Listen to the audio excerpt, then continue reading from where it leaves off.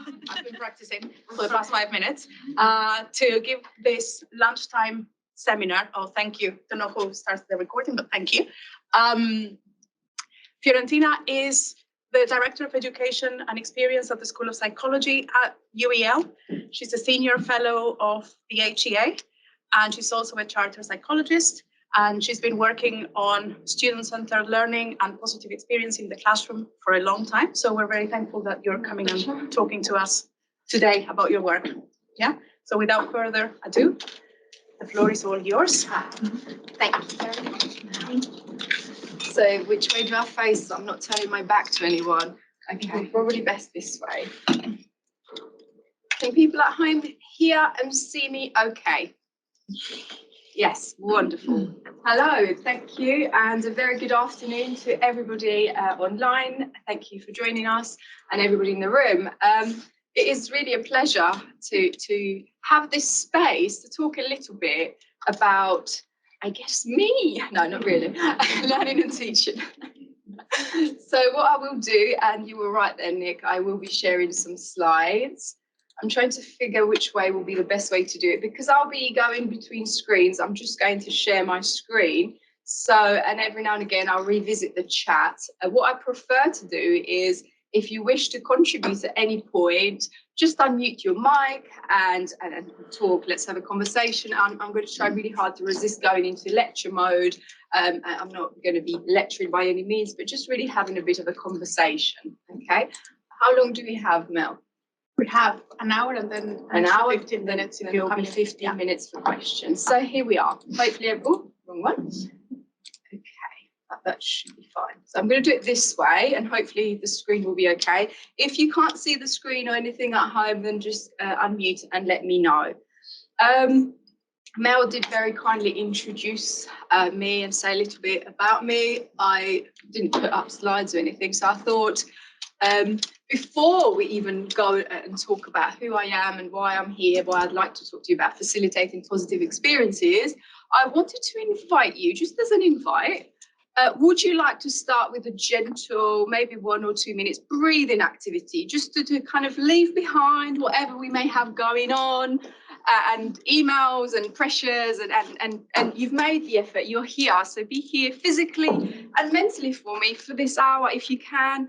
I know how hard it is, especially at home. You could kind of at least have 3 things going on as a minimum. So a show of hands in the room if that's something you'd like to do, and perhaps a nod and a bit of a thumbs up for anyone at home or online rather. Yes, okay. I'll take that as a majority. Okay, so what I'm going to do is I'm going to invite you to please just simply straighten yourself up, whatever position you're sitting in at the moment, straighten up, and let's roll our shoulders back a little bit. Let's just kind of just get a bit more comfortable, wiggle that bottom, move your feet, your hands, your toes, whatever needs a bit of a move, and let's just go a nice deep breath in. Hold. Gentle release. Okay, good start. Let's just do all that again, one more time. Nice, big, deep breath in. Hold, hold, hold a little longer. Gentle release. And one more time. See if you can breathe in just that little deeper. Start to feel the bottom of your tummy. Nice, deep breath in. Hold, hold, hold, hold. Gently release, really slowly. See if you can release a little bit more. And one final nice deep breath in. See if you can go as deep as you can.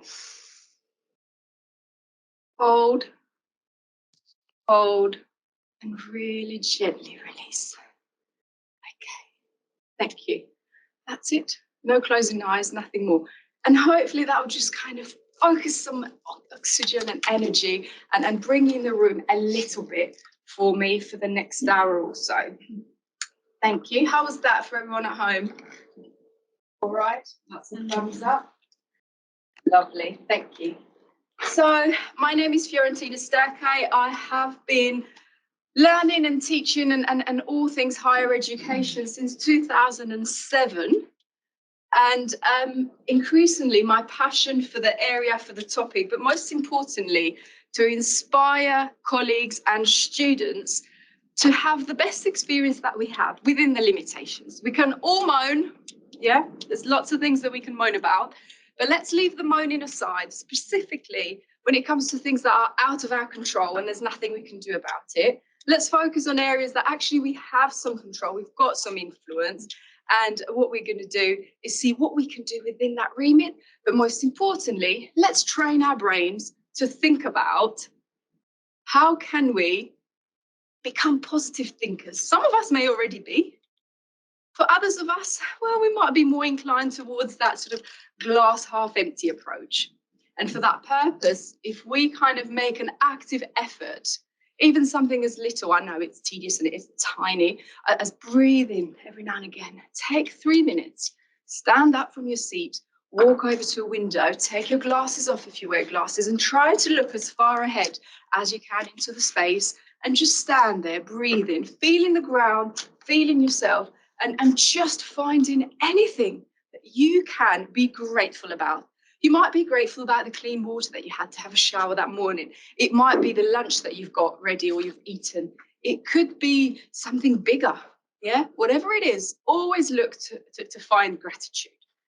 Because positive student experience starts, and of course, as we know, from positive staff experience. It starts with you. It starts with your well-being. If you're happy and if you're well, then inevitably you're gonna be providing a better student experience. So in terms of kind of the marathon, if you like, or the nature of that journey of our students, I always want to think about how can we provide a space where we keep a clear vision of where we're heading. In terms of from the minute those students contact us, that's when their experience begins. From that first call they make, that first email, that first contact. The open days, when they make that choice to come and study with us. So every little thing amounts up to the bigger picture of what we call positive experience.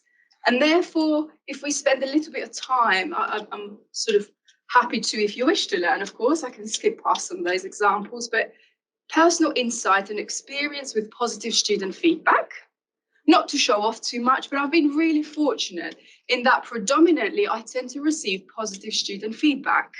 And I've always got a bit curious as to why. And I've asked the students, but I'm yet to actually find the true answer that I can say, yes, and we'll explore in a minute. So just to kind of think about the combination of factors. Why am I lucky to kind of be the one who does tend to get positive student sort of feedback?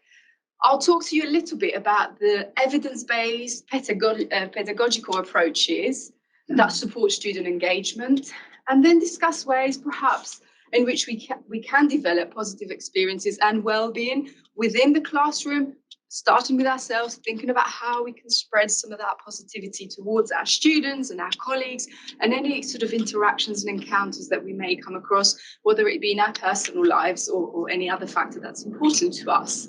And so that's kind of in a nutshell what I plan to do. Any questions before I go on any further? Let me just go back to the Teams. Any questions from anyone online? Oh, thank you. Okay, good. What I did do, I prepared a little bit of a Menti slide thing, and I was going to actually get a consensus and get you to vote if you wanted, but we skipped past all that. I'm going to quickly go through 58 people online. That's a very impressive number. And as my beautiful and dear colleague Rachel, I'm hoping I'm not going to embarrass you, but I have to shout out that you are my dear colleague from University of Suffolk, and you've kindly joined us this afternoon to show your support and love for me. I appreciate it. I'm trying to see who else do I know on there. Elena, thank you. My current colleague here. Who else have I got? Hiya, there we go. See, forcing people. John, very good of you to join us. John Tulloch, just joking there. Okay, I'm trying to see. Okay, so back to my slides. Okay. Why do I feel that some of the positive experiences come from a combination of making people feel good. Who watches Humans? Anyone seen Humans? Yeah, so for those of you who are familiar with, was it BBC or something?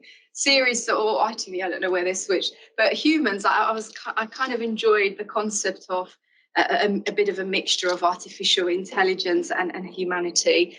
And even in there, they showed that actually even machines, but specifically researchers focused on human beings, we have a need to belong to a community. We have an emotional we have a need to have an emotional connection with others and have the attention of others to feel supported and to get a sense of status. So all of those are needs which feed into our well-being. And if any of those areas is not quite met, we are going to be carrying a deficit, we're going to be lacking, and therefore not quite optimal in terms of our well-being. So what's this got to do with positive student experience? Any thoughts in terms of this need to belong to that level of community? How can we facilitate a space where our colleagues and our students are feeling that sense of community? Most importantly, how can we make them accountable for that? How can we make sure that as students, they become proactive? They engage in what's going on, but most importantly, they contribute to the development of new initiatives that we can make them feel part of this community. It's all very well, I might have some brilliant ideas of how we can do lots of things, but those are my ideas, and I might like them, but Mel might not. Yeah, so it's important that we hear a nice representation of what do students want, and getting those answers is really difficult. I've worked for many years really closely with students to understand how we can sort of meet some of those needs. And in fact, sometimes they can't tell you. They would love for stuff to be happening, but they're not quite sure what that stuff is. And so having a range of suggestions, a starting point, and then working with them to develop that sense of community, whether in the classroom, outside the classroom, other activities, it's really important because of this level of correlation between well-being and academic achievement and the role that that sense of belonging has in this process. Lots of research has looked at the effects of belonging and social integration as contributors of student well-being and academic achievement. And the level of what we call retention for our KPI purposes, but actually for the students, don't forget, whilst for us, they're figures and numbers in terms of meeting our KPIs, for students, it's their livelihoods. And it's the difference between them getting a degree, getting a step closer towards achieving their ultimate goals and pursuing their path in terms of their career.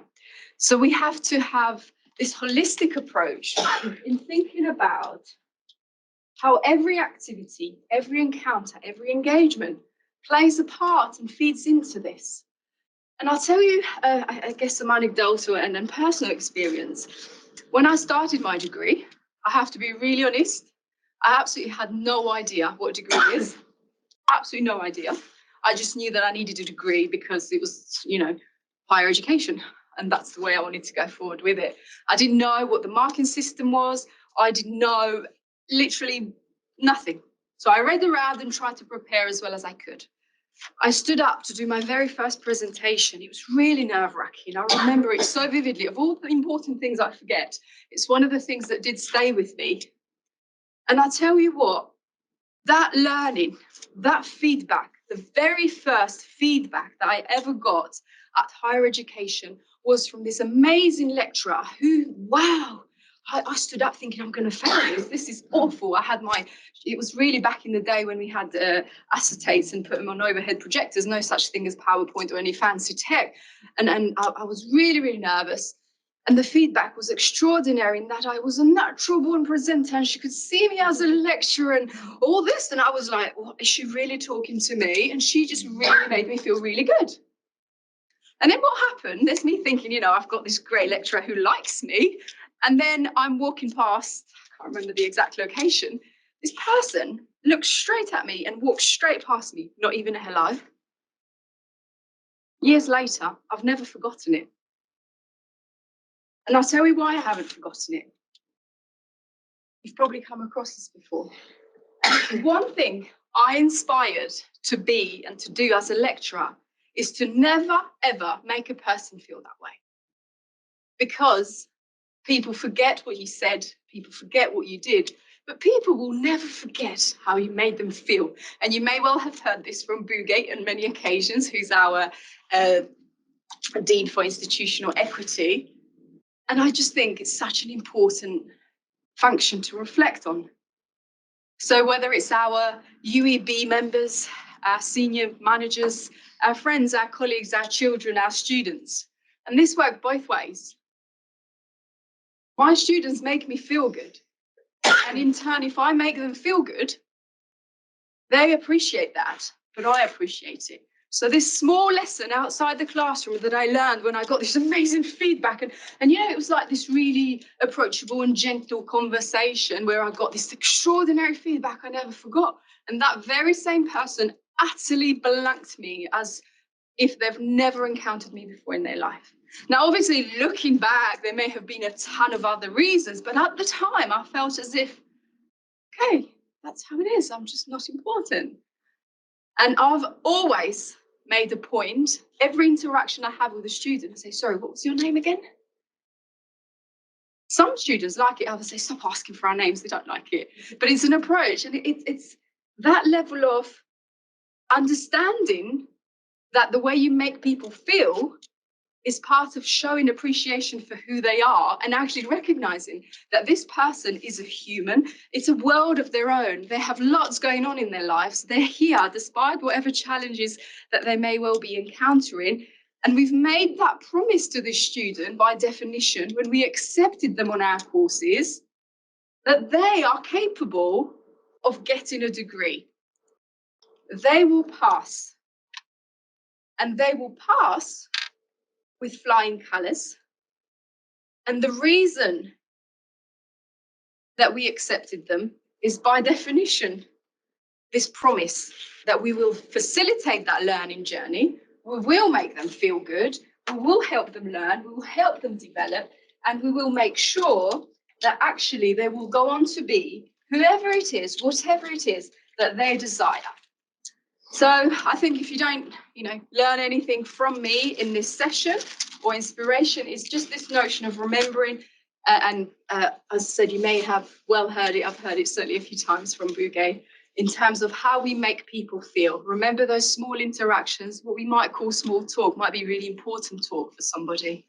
And it's really important to take that space. Now, I said I've been fortunate to have received positive feedback throughout the years. In fact, frequently, the only negative feedback I've received was one, I speak too fast. I've tried over the years to calm it down a bit, but I'm so passionate that I keep going and I'm aware of it, or at least I think I got a bit better over the years. And the other was I had too much energy for a Monday morning. So being energetic and smiley and happy may not always work. You've got to be careful what the time is and what day of the week it is. And we kind of had a good laugh about that in terms of the space for students. Before I go on any further, I don't know if you can, hopefully you can't see my next slide, but I want to ask you and those at home, just unmute your mics. Actually, no. Shall I go to Menti? Who's got an appetite for a quick Menti thing? Yeah? All right, bear with me. Bear with me at home. I'll go to a quick Menti just because I want to actually keep a record of your responses as well, because we can work this way. Hold on 2 seconds. And whilst I do that, if I can get you thinking, start generating a list. What do you think are the most important characteristics of a lecturer according to a student? What makes a good lecturer? What is the most important characteristic?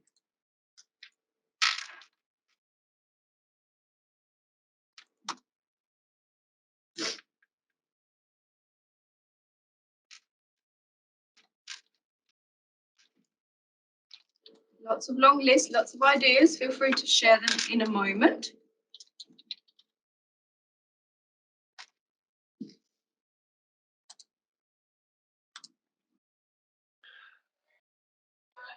Have you got the code for the Menti? Can you stick it in chat? Bear with me a moment. I'm just loading that presentation now.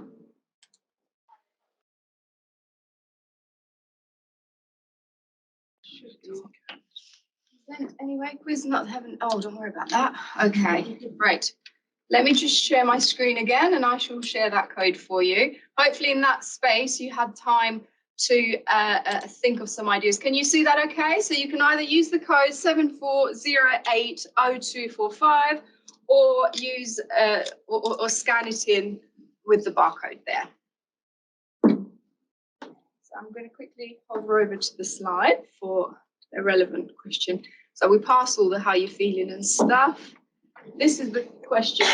Is it done? No.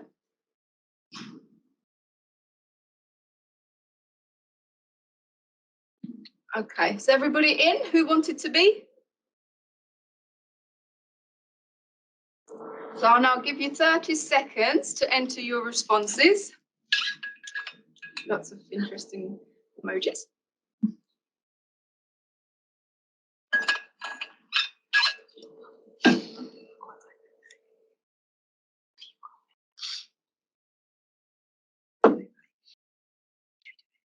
Have a yes at home. Are you in if you wanted to be? And everyone in the room?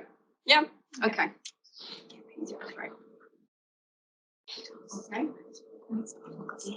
So what do students rate as the most important characteristic in a lecturer? Let's see what you think. 30 seconds to enter your responses.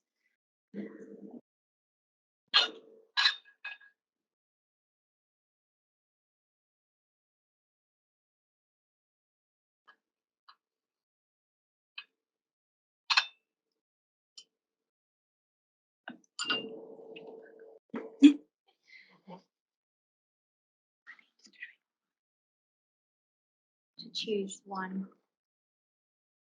Okay. Approachable. Lots of people going for approachable. Yep, the correct answer is indeed approachable.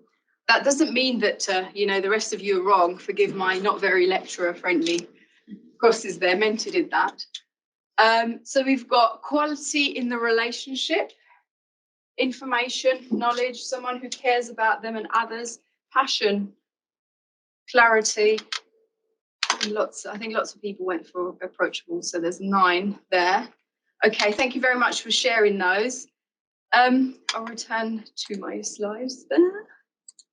So actually, I went to one of the National Teaching Fellow conferences. There's a brilliant lady there, Fergus, talking about what are all these other lecturers, what are they doing that they're getting all the positive feedback?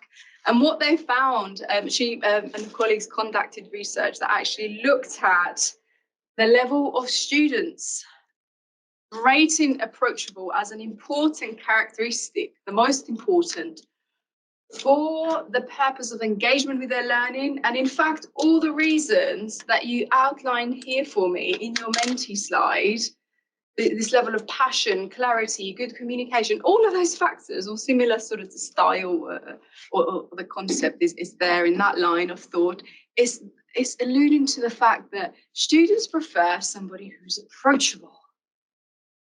And then it led me to my next question. How? How can I make sure that I am approachable, or what does this approachable look like? So I'll tell you more about that in a minute.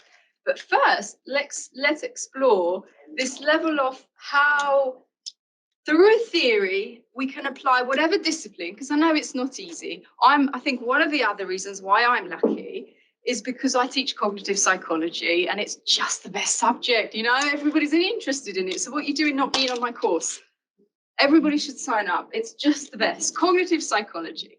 And I won't give you a lecture, but I do have a good few slides to talk to you about why cognitive psychology is important in helping us understand human mind, human behavior, the way we make decisions, and all the factors involved in our cognition, so the way we think. Ultimately, the self-determination theory looks at this level when we are wanting to empower our students to become competent learners, to have good well-being. What we need, in addition to this inclusive environment where the individuals are valued and made to feel welcome, regardless thinking about how can we help students realize that they come with a wealth of knowledge and expertise from other areas that they can apply to whatever topic they're studying. How can we help them see the relationship between those factors, between what they already know and what they're trying to learn? To what extent do we hold their hand? Do we give them enough information? To what extent do we allow them to show autonomy, to learn independently, to let them see that they can do it? Just like a child learning to walk. If you say, you can do it, they'll think, I can do it. And I know it sounds simplistic. I'm really lucky as well. I've got a young nephew who's just turned 1, and I've observed that process of encouraging a child to learn to walk. And his mum and dad, in the most gentlest tone, they say, you can do it, Alfred. And he's just like, you can do it. And he's just 1. But it's the power of words. It's the power of encouragement. And in the same way, we have that duty and responsibility in the classroom to empower students to actually realize that they have a lot of knowledge and they can do it. That's your other sort of take-home message. Now, back to this level of what makes a lecture approachable. I asked, this was a survey at Suffolk actually, towards the end of my lecture. So what I tend to do, as well as saying, how was the session for you? Every now and again, I might say, well, you know, because they'll say, you know, one of the things about the session, oh, Fiorentina is very approachable. So what makes a lecture approachable? Being friendly and helpful and there to help whenever we need it. And someone that seems genuinely interested. I thought, that doesn't help me at all. How am I showing this? How am I making students actually see the fact that I'm genuinely interested? And this is the part where I said, well, look, I'm going to share perhaps some examples that you may wish to try in your practice and see, or you may well already be doing, at which point I invite colleagues to please also share examples of good practice. How are you making this come across that you are genuinely interested? What is it that I do? Well, in addition to asking how they are at the beginning of a session, and then sometimes, you know, I might say, how are you today? And someone might say, oh, I'm awful. What's the matter? I got a letter from the WP, something to do with help and support, and they rejected my application. It's like, okay. And is that enough evidence for you to actually feel bad, feel unwell today? Well, yeah. Okay. So the fact that you've got a negative response towards something, you're going to allow to have a physiological response now, affect your actual internal biological process, because you're going to internalize that as a state of, I'm unwell, and I'm going to tell myself I'm unwell, and I'm stressed, and I'm upset, and I'm angry. Let's put things into perspective. And they'll think, how did you do that? Do what?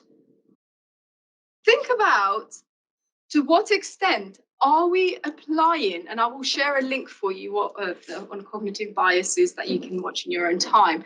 But we all go through our daily lives, catastrophizing, generalizing, jumping to conclusion, magnifying disasters, minimizing success, all of those factors that are so important, but we tend to overlook. And we might adjust something as trivial, you know, yes, your application's been rejected, but all you do is you just appeal it and provide further evidence or whatever they want, and boom, sorted. That's not an issue. That's not a stressor. Otherwise, you're fine. Yeah, no health issues. Well, then you're fine. I'm asking, how are you health-wise? Yes, mental and health are a combination, so that's good. But stressors, external factors, shouldn't be allowed. And one of the things for me, let's just say, I don't know, liked by students or so I got an email, I think it was my first year here, from a student saying they will always remember when they're in an hour of getting really angry and really upset, my voice with my accent saying, is it worth your physiological response? So what's happening when we get this level of negative sort of interpretation and apply negative thinking towards any given stimuli? We are flooding our body with unnecessary cortisol, unnecessary stress, that it will have an effect on all of our body organs. And next time you're about to feel angry, ask yourself, is this worth my physiological response? Now, I've got to put my hands up and I think my brother might be online, he can confirm this, I'm not always the best at practicing what I preach, but certainly in terms of evidence, that is the sort of questions you want to go away and think about. Is this worth my physiological response? And linking it all back to all of this, these are the sorts of conversations that I have with students, which makes them feel that I'm genuinely interested.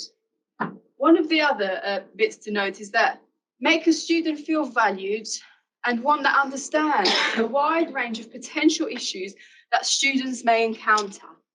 This is a genuine response, hence the typo, left as it was.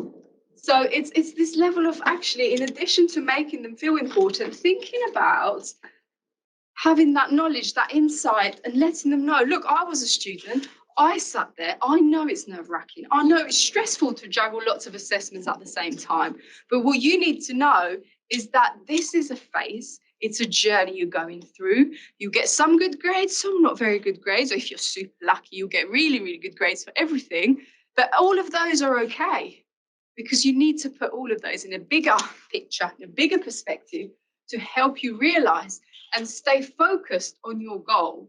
And it's those sort of conversations that I feel anyway play a huge part in the students' emotions and in this level of feeling positive in the classroom. Now, a little bit of cognitive psychology, not too much, I promise.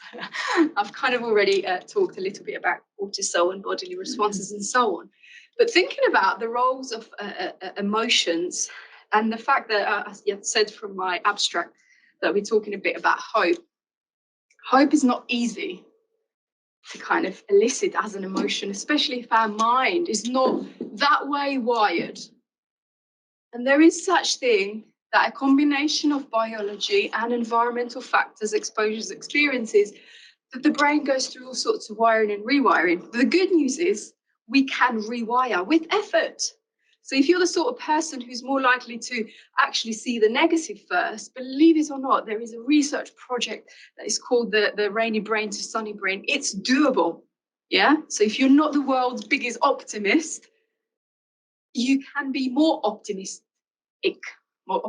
if you wish to be, with a little bit of correction, of noting, with a little bit of actually what I said earlier, stopping in the moment and really thinking about how you can challenge those negative thoughts when they occur, realizing the emotions and how they make us feel and how they guide our actions and behavior. And then also thinking about the unspokenness, this level of expressiveness, the body, the posture, the language, because I think it's about 80% of actual communication that is the unspoken. If I say, hi Mel, how are you? It's a bit, but if I say, oh hi, how are you doing? So it did with a different tone. And it's also about the body language, the step forward that I'm greeting you. And so there's lots of little adjustments we can make to better show that actually we understand the role and the combination of all these factors. And therefore we can develop a sense of hope. And I think this is really important, particularly for students, but also for colleagues. We've been through enormous challenges with the pandemic alone, in addition to all the other challenges that the modern world and life throws at us. Dare I not say, with the recent developments of today and whatever is happening, there's a level of uncertainty which can kind of diminish our sense of hope. You kind of, particularly if you're in a job that it's not perhaps as satisfying as you want it to be, if you're in a relationship that's equally the same, if you're not getting perhaps as a student the results that you're after, or if you're not meeting your goals, or whatever the reasons are, it's quite difficult to make that switch between the sunny and the rainy, but it's not impossible. One of my main, oh God, I'm going to say this here. I didn't put it on the slides at least. In 2019, I was voted as Heart of the University. In fact, I won as Heart of the University for University of Suffolk in that year. And one of the reasons, and Rachel here, she really beautifully, somehow, I don't even know how, because we never get that feedback, but she collated all that feedback, all the voting and the nominations from the students, and she put it in this massive big frame that it sits proudly in my office, if you ever come by my office, in AE330. And one of the things on there was, somehow in a conversation I had said to the students that impossible, if you break it up, stands for I'm possible. It's something I've read, I haven't made it up. I've seen it somewhere, I'm not that clever. But it stuck with them, and it helped them realize that this can be achieved, that can be possible. You can switch and you can develop hope. And if we relate and if we help students see that from the beginning, then it can really make a difference to their outcomes. Okay, I definitely will not go on to provide you a lecture on cognitive psychology, but thinking about the information that we get in the world, and then how we process that, how we think about it, the emotions that we attach to them, will then inform the behavior that we produce and we throw back in the world, and then will in turn again affect how that comes in again. So remember, you have a huge part to play in your classrooms if we're talking about learning environments, but so do the students. Because if the students were giving me negative feedback, that will affect my feelings, that will affect my confidence. Yes, of course, I'm sure if you ask any of my students, not my every lecture was brilliant, yeah, but they're forgiving. And if I'm late 5 minutes for a lecture, again, it's okay. You know, it's okay, Fiorentina. And I think it's getting to that stage for ourselves when we say it's okay, it's so important. And thinking about the sort of other take-home message, the role that we have to play in this level of how we see information. I'll bring the next slide up to guide me with this. But the information that we get from the world, first of all, we need to pay attention to it. So we won't possibly attend to every information that we get. Then we need to somehow link to what we already know and what that then means for us and our thinking. Quite often we're left with problems that we need to solve. And then we need to apply our experience, if you like, so that our intelligence to that, and then have an influence in terms of how we communicate that information with people. So if you're met with a challenge and if you respond with a hostile tone and in a hostile nature, and quite often there's things that people are not happy about, and even my fellow psychologists, they sit there and have a good old moan in a meeting. And I just think, is that constructive? That's just showing you're working yourself up. Your unworthy physiological response there, like proper angry at this policy and that policy and this, the 4-hour teaching and all sorts of stuff going on. Whoa, okay, yeah, those are some of the parameters that we're working with, but it's ultimately what is within our control, how are we perceiving it, and then how are we responding to what's within our power to do. Yes, of course, it's important that you voice your concerns, you propose. I had Rachel, you remember this, we had a previous dean at Suffolk, and she said at one of the meetings, Fiorentina, I do not want problems, I want solutions. And that's one of my favourite takeaway messages. And I want to go to one of those department meetings and say to colleagues, I don't want problems, I want solutions. And this is our role. And in a similar style, relate that in the classroom to the students, help them be a part of solving those problems, working towards their solution, and going back to this level of helping them realise that they know an awful lot. Now, you may have seen this diagram in other contexts. The reason I bring it here is to talk about, this applies to everyone, but it's quite empowering for students, especially as they're coming up to their exams, you know. And if you say to them, just remember, because this is part of cognitive psychology when we teach memory, the fact that we only know, so our explicit memory, it's a really small part of what our actual memory is. So if we remember that we are only ever consciously aware of very little of what we possess, of the power and the knowledge that we hold and we have from previous experience, previous learning, all that revision, whatever it may be. By comparison, what do you think?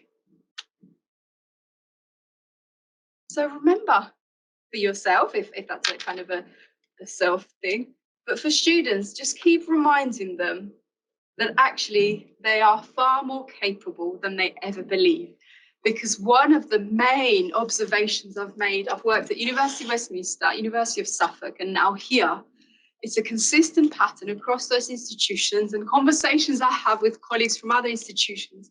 Ultimately, the main barrier to student success is their self-confidence. A bit like what I said earlier, I started a degree, I never thought I would complete it. I never thought I would get a good mark. And certainly I had no idea what I was going to do with it at the end of it. So it's that it's lack of confidence. But even as professionals, we tend to lack confidence in many areas. Even in times when we're quite sure and confident about something, there tends to be a level that part of us has that doubt. So I guess your other take-home message is think about, Fiorentina said we know a lot more how to work this out. And the power, you've probably heard this too many times, but the power of stopping whatever problem you're working with, leave it. Walk away, go for a walk, go for a run, whatever level of activity that gets your blood flowing and going does. Or if you're tired, just go and take a nap. 20-minute power nap is more powerful than 2 coffees. So next time you're reaching for the kettle, think, oh, Fiorentina said if I sleep for 20 minutes, then I'll be more powerful and I'll think and I'll be so more productive. And it's just closing your eyes and power napping for a little bit, because what you're doing in that process is you're allowing your sort of subconscious, unconscious mind to get to work in whatever problem. And I'll share another example here. When I was learning English, I would go to bed with all sorts of questions. What do you call this? What do you call that? How do you say this? And I know it's really strange. And neuroscientists or whoever I've got there online, challenge me if you wish, but I will just argue forever that I just dreamed of all the answers, all right? When I was asleep, things would come to me and I'll wake up and I'll say, that's what it was. So it was in there somewhere, but of course at the time I didn't know about this. I thought, oh my God, I dreamed of the answer. But I didn't dream of the answer. I just enabled the brain the space it needed to make the connections of where I'd learned it before. So a lot of my English learning came through that. Okay, any questions? Because I've gone on and on and on. Any questions from anybody? What have I done? Oh, someone created a whiteboard to share stuff. No, I think it was... Did anyone? That's all right. That's fine. Anyone in the room have any questions or at home? Okay. So, I think one of the key things really, and it's worth repeating. Am I not sharing my slides anymore? When did that stop? Can you not see my slides at home? No. When did that stop? Sorry, that might have been me. I clicked the wrong button. What was the last slide you saw? If you just click the share button again, that will... Yeah, so if you can just share again. Yeah, that's okay. All right, I'm glad I checked at that point. So did you see this? Have you got yeah? Oh, lovely. So it just happened. That's all right. I'm thinking you might have been on slide 1 and I've gone through all my slides. Okay, that's good. That's where we are right now. And I think for me is one of the conversations that I also have with students is helping them realize that they will graduate, and repeat it. You will graduate. And I cannot wait. No, I mean, I can't wait. Is what I meant there. Yeah, cannot wait. I've got it right. Yeah. I've literally met with a student this morning who's just failed 2 assignments and said exactly that. Yeah, literally. What's your name, sir? Caroline. Caroline. Thank you, Caroline. So, and how did you notice something in the student when you said exactly this? Definitely. Can people at home hear the conversation in the room? Yeah, so Caroline was just saying that she said exactly this when she met with a student this morning who had failed 2 assignments. Yeah. And what did you observe after you've said the whole this? demeanour changed, definitely. The whole even demeanour changed. In their chair, yeah. There you go, and I definitely didn't plant this. Thank you for sharing that, Caroline. So just something as stating something simple for us, remembering the little simplicities. You will graduate, and I cannot wait to celebrate with you. Now go on to say, I can't wait to meet your family, your proud, whoever you bring to the day. And make sure you find me to take a picture with me. And I have a lovely collections of all sorts of pictures on my drive there of all the different graduations, the happy faces. And it's literally the highlight of my job and why I absolutely love what I do is to help them get to that point, to help them celebrate. And just to keep going back to that. Now, What I've got next is a video. You probably will have come across the lovely Rita Pearson, educator and so on. She talks about children in the sort of schools. It's 2-minute video, so I want to ask if you want to watch it. Yeah, question or Question. Yeah, Audience. Beverly, I think. yeah. Please come in and talk to me. Oh, yeah, John, John, you're it's doing you that thing again, are you, John? I'm trying not to. Griffiths, Beverly. Was it just to let me know that the slides have disappeared, or have you got a question for me? Yes, sorry, it was just to let you know the slides have disappeared. Thank you. Oh, thank you.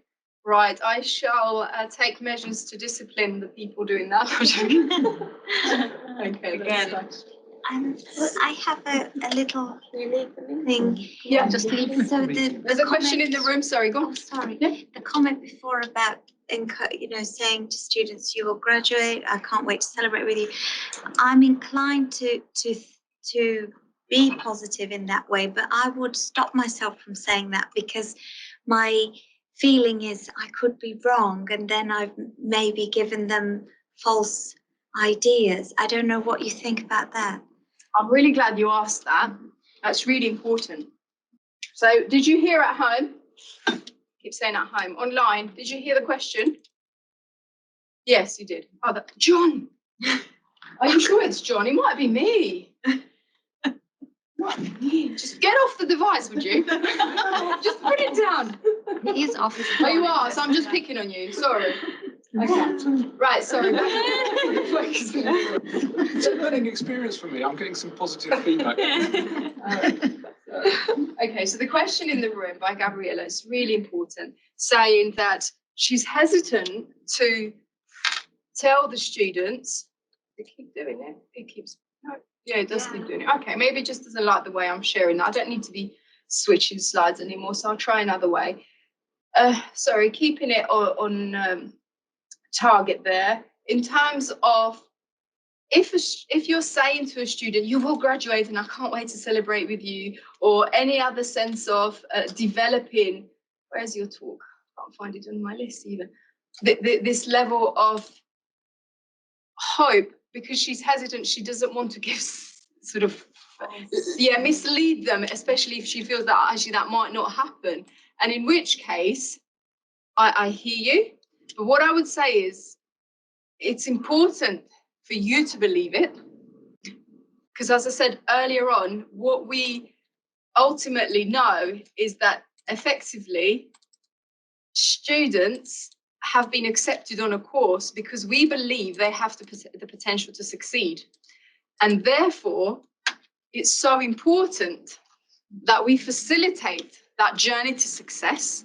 And even if a student has 2 fails, 2 extenuations, 5 fails, it's still within their reach. It might not be the direct, they're going to graduate in 3 years. They might have to resit something. They might have to go through different hurdles and barriers.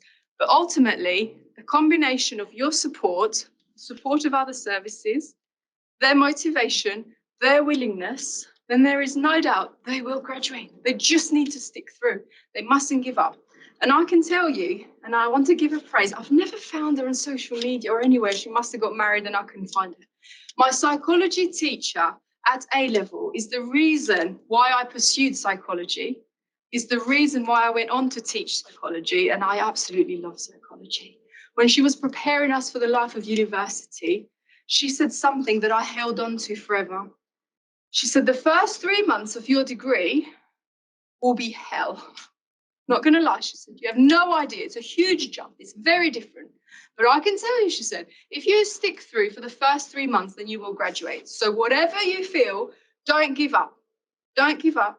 Don't give up. Find your feet, get over those 3 months, and you will graduate, she said it. And for me, maybe it was my anchor, maybe it's what I needed in my hour of need. Others will have different anchors in different ways. But for me, in my journey as a student who I had no idea what a degree was, I kept hearing her voice telling me, hold on in there, because the first 3 months, like this module, then you move to another lecture, then there's another lecture, and then there's no lectures, just 3 days a week. What? I'm on a full-time degree. I'm meant to study by myself, but what do I study? I can't do this. And then, hold on. Alison said, do not give up. And I kept repeating that. And that was my anchor. That was my go-to. And that helped. So my answer to you in a very long-winded way is please believe it and help the student believe. It's not like you saying, you know, here's my promise and I guarantee you're going to pass. What you're doing is you're creating that sense of hope. You're creating the space for them to think about. And it's important to know that there are options. So if I've seen students struggle all sorts of ways. They might have had one more component, their time is up, their funding's up, all sorts of complications. But if they persevere, they will graduate. So I hope that that's does that answer your question? It's about this level of perseverance. Any questions at home? I've got. Is it here? Is it other things? Manuel? Yes. Got a question for me? Yes. Thank you so much.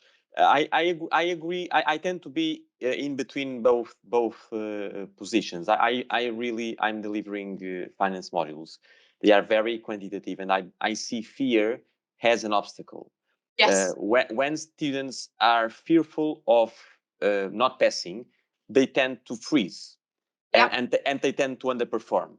Now, there is a trade-off, and that's why I have introduced some intermediate assessments, because a trade-off adrenaline with some peer pressure during the quarter, it helps to shake up the class. That's what I feel. So I would say I completely agree in the sense of, and this has been an empirical year after year, I'm adjusting the modules. But I completely agree that fear is the largest obstacle I have. So if I show that I completely trust on their ability, they will perform better. But some of the students, I would say 10%, if they are overconfident, they will just drop out and lose interests because their psychology, their mechanism works on the opposite way. So for those students, I have to introduce assessments in the middle, some stress and adrenaline, and some peer pressure, right? As they have worse performance than the others, so they feel urged to comply. So this is the trade-off. So what are your views between, generating this type of tension, right? Not releasing completely the class. Okay, that's another really good questions, and I'm really glad you asked. Because there is a fine line. I was talking earlier about this physiological response. Now, stress up to a certain level, it's good. We need to be stressed to motivate us to get something done because we think, oh, yeah, I've got plenty of time. Yeah. So there is an important balance, or finding that right balance between sufficient stress to lead to motivation, but being careful not to pass that threshold where stress then becomes detrimental. So it's trying to, what are the key things? And actually my next few slides talk about this level of approach where we actively seek student engagement. We help them understand the need that they have in order or to actually contribute. But yes, so similar to Gabriella's answer in terms of actually it requires motivation, it requires dedication, it requires a lot of hard work. And what you will see here as well is one of our esteemed colleagues, Dr. Paul Penn. He has written in this very field, and he's now world famous for his work on the psychology of effective studies. If you've not come across the book, please get it, please share it. I think this should be the first gift we give our students when they join higher education, that they need to learn how to learn. And therefore, a lot of the questions you raise, Manuel, there is around what are the good practices that students engaging in, and what do they need to correct? One of the things we do, or certainly I used to do in my practice, is get students to develop a bit of an audit and action plan, their skill set. What are their skills? What have they? So at the end of the year, when I meet with my academic advisees, I'll say, so think about this year. What went well? What are you going to keep doing? What didn't go well, you're going to stop doing? And what do you want to do that you haven't tried? But most importantly, the things you want to stop doing or the things you want to try, how will you make sure that they happen? So, oh, I want to spend more time in the library. I'm going to read more. I'm going to allow more time for my assessments so I'm not doing them the night before they're due, that kind of thing. That's all very good ideas. But how can you make sure this happens? It's about having a clear action plan on how will you get there. So in order for a student to make sure, for example, that they are stressed enough, yes, you need to stress. The first thing you do is you flag up that deadline, and then you also stress that actually the learning in this classroom is not so that you can pass your assessment and get a first. It's so you can take this learning out there in the world, being confident in your skill set. So move the pressure away from the deadline and think about that actually, yes, you need this deadline. Yes, you need to hand that in and you better motivate yourself to do it. But remember, it's not just about cheating the system and learning so you regurgitating and telling me good stuff to give you a first. It's about what are you going to take outside of that and not forgetting some of that learning. That's why a lot of emphasis and pressure on exam has eased over the years, because there's lots of arguments there around the sort of deep learning and so on. So I hope that answers your question in the sense that I can certainly send you a slide which really nicely outlines the optimal stress response and how we need the right amount of stress to get the work done, but we've got to be careful so that stressor doesn't then become a barrier or an obstacle. But yes, we do need to stress them a little bit. Yes, we need to remind them that they need to work hard. You know, this is not something we can just hand them. They need to read, they need to work with others, they need to engage outside the classroom and all sorts of stuff. So just as I saw relevant, I thought to flag this up. In fact, Paul has an extensive YouTube channel that's got, I don't know, 25,000 or something subscribers or views or something. And he outlines really beautifully, brings these chapters to life. And a lot of the advice in there, certainly the bit about stress and exams, provides skills that you can apply to any area, not just study or preparing for an exam. So some really, really useful resource there. Okay, I am mindful of time. We have 2 minutes left. The video that I had prepared is a 2-minute video. Would you like to watch it? I'm getting nods in the room. Do I get nods online? Excellent. We do have 15 minutes. Oh, what have I done? Let me go back here. How do I play it? If I just click play, will it play my audio? Should it do? Can you hear at home? Yes.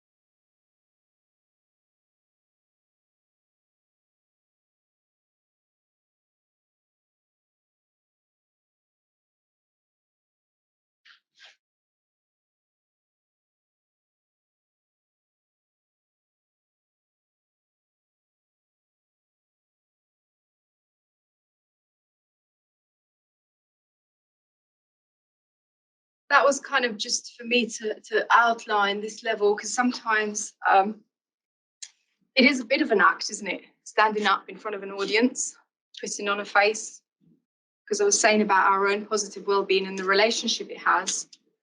But actually, if you remember whatever you've got going on, that's kind of wearing you down a bit. I know it's not easy and we can't leave our life at the door, but when you're there, try to be there. Allow everything to wait, as if you're pressing a pause, you're going back to it later, and act. Bring positivity, bring energy, not too much for Mondays, remember, but do think about how you can continue to support their learning. And just to kind of outline there, the different types or theories that, you could argue for the different approaches, but in terms of how we can facilitate active learning. And again, I saw a comment in the chat there about how you can apply it to the different disciplines. So certainly, as I said, I'm fortunate because this is my area of expertise in terms of the cognitive element and cognition and bringing that to light, but thinking about the different lines of inquiry that we can help the students to develop a more holistic and deeper level of learning that is a lot more than assessments. I can't really stress that enough. And just a case similar to what you were saying, Gabriella, about the level of, well, there was the thing in there about adding the words that if you want this. We don't want to really add a stipulation that if you want, there's no doubt they want it, they've invested, they've signed up, they're here. The point is, do they believe that they can have it? That's my approach. I think, why have I now got the text going? Oh yeah, the notes. So thinking about how can we create a bit of fun, because remember, lifelong learning is as important as lifelong play.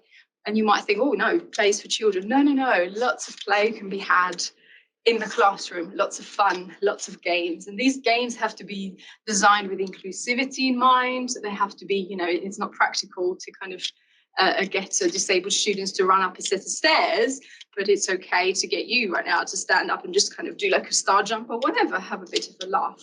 And thinking about some of those activities may be related to the learning, others might be completely switching. Remember when I said to have this buffer, leave the problem alone for a bit, let's have a bit of fun. I'll share some examples of some of the things I've done have included a laughter exercise. I have to confess, and I'm really lucky again, I keep saying that word today, that when I did this in class, the use of tech wasn't as prolific as it is today, so nobody recorded me. But basically, I stood up in front of a lecture theatre with 84 students in the room, and I said, right, guys, we're going to do a laughter exercise. They looked at me like, what's that? I said, so what I'm going to do is I'm going to start laughing, and you're going to follow me. And they looked at me like I actually lost it. And so I did. I started laughing, and they continued to look at each other. And then it took one person to start laughing, and then it was a popcorn effect. So at the end, we'd been laughing for 5 minutes. I'd only planned for like 3 to 4 minutes. And actually, there was one person who couldn't stop laughing, and he kept making everybody else laugh. And years later, I got an email from this student. She found me at UEL, and she said they still do that at home with her husband and her son. It's one of the things to ease tension. So that's one of the other things, this mindful breathing and little activities. And again, I know that maybe engineers and architects, and I don't know what other areas they might not be interested in mindful breathing, they want to focus. You have to be reflective in your practice. Decide, take the temperature in your room and think about what is going to work. You might come in with the best lesson plan, and you might walk in and you might think, scrap that, let's try this. And I'll give you an example, and then I will shush, I promise. At Suffolk, there was this room, I never forget it, 1, 2 or 6 or something, just a horrid elongated room with no windows, because there's like, I don't know, health and safety. And it was a very sunny, hot Friday afternoon in May. They're just sitting there like, they're going to die. So I walked in and I said, right, who wants to join me outside? They looked at me like, are you serious? Like, yep. Printed all the lecture materials, went and sat outside on a bit of green, out just conveniently plays outside the student bar. We sat there with our notes, and I wanted to put that picture up, I forgot. And I said, can I take a picture and can I use this? And it was the best lecture. It was the lecture that they all writ about in the module evaluation questionnaire, because they were dreading it. It's 3 to 5 on a Friday afternoon in a hot day. We went outside the pub, and then I said, right, the lecture's over. Who wants to join me for a drink in the bar? And we all went to the bar. And then I can't remember what time we went home, but it was fun. And one of the take-home messages is the fact that it's not just really what you teach them and how you teach them, but it's the outside the classroom, is those relationships, and it's providing opportunities to support students in engaging with other things, because a lot of the university initiatives and things that work, you know, or the colleagues have worked really hard to put together, they need lecturer buy-in. When students know that Fiorentina's going, then they're more likely to go, and Mel and Gabrielle and John and whoever else, right? And I have certainly found, because for years I've been organising parties, and again, Rachel, you can agree to this, the parties that are nicely nodding there, that I've organised over the years. The first question students always ask me is, who is going? They want to know that it's worth their time. And then I would list, sometimes maybe just add in hope that maybe so-and-so will come. We had the faithful colleagues who supported activities, and we had colleagues who said, let's be clear here, I come to work to do my job, not to make friends. And I do not. I admire what you do, Fiorentina. I do. I think it's fantastic. But you will never see me at a party. This was he's very good friend of mine. But funny, this same colleague actually gave me chocolate when I started work at Suffolk. So I thought, what happened to you? Because when I joined, you were quite friendly. Yeah, friendly, not friends. I was like, okay, very interesting. You gave me chocolate. That made me think, you know, so nice and welcome. But here we are. So again, just to respect and reflect individual preferences, individual personalities. It won't work for everyone. But what I will leave you with is that we can all find a way that works for us. So that's all I've got, really. Thank you very, very much. And I'm open to any questions or discussions, which I haven't left a lot of time for. Thank you. Thank you.